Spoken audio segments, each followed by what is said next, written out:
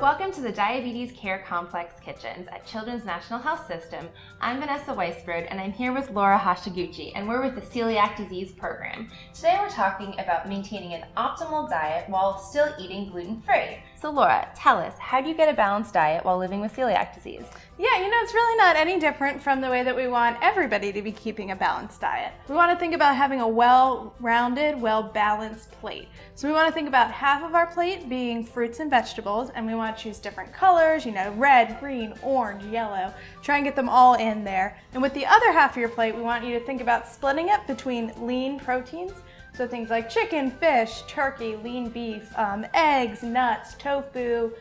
And the other half of quarter of our plate, we want to be whole grains. So what's the big deal with whole grains? Everyone's talking about them these days. Can people eat gluten-free whole grains? Yeah, so the big deal with whole grains is just that they contain more fiber and more nutrients than refined grains do.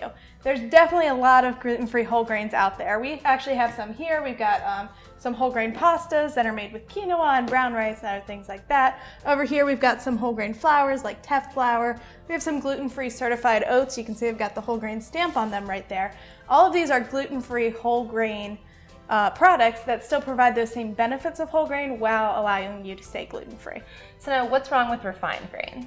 Yeah, well, so it's not even that they're necessarily bad, it's just that whole grains are more nutritious. When the grains are refined, they're broken down to remove the bran and the germ, which takes away a lot of the fiber and a lot of the nutrients. So refining, it helps expand the shelf life, right? So that they can be on the shelf for longer. Yeah, and you are going to find a lot of refined grains in processed products like pretzels, even some gluten-free breads and pastas. A lot of them are going to be those white refined grains. So the general rule of thumb, eat more whole grains, but it's not bad to have some refined every now and then. Yeah, it's okay to have some refined grains. Again, the benefit is that you're just getting more of the vitamins and the fiber. So it's okay to have some, we just want to make sure that we're doing that in moderation. So are there any other tips for keeping a well-balanced gluten-free diet? Yeah, you also definitely want to try and incorporate some dairy into your diet for calcium. So you want to think about yogurt, cheese, low-fat milk, and also just be conscious of your beverage choices. You don't want to load up on sugary drinks even though they might be gluten-free. We want to stick with low-fat or fat-free milk and water as much as possible. So now, if you're newly diagnosed, it's pretty important to meet with a dietitian right away to really work through your diet and find something that works for you, right? Yeah, I think it can be very helpful for a newly diagnosed patient to meet with a dietitian.